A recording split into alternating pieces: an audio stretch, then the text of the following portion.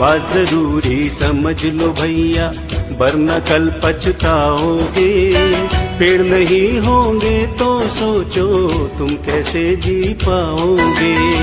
बात जरूरी समझ लो भैया, वरना कल पछताओगे। पेड़ नहीं होंगे तो सोचो तुम कैसे जी पाओगे। इनसे अपना रिश्ता जोड़ो, इनसे अपना रिश्ता जोड़ो, दूरी नहीं बनाओ।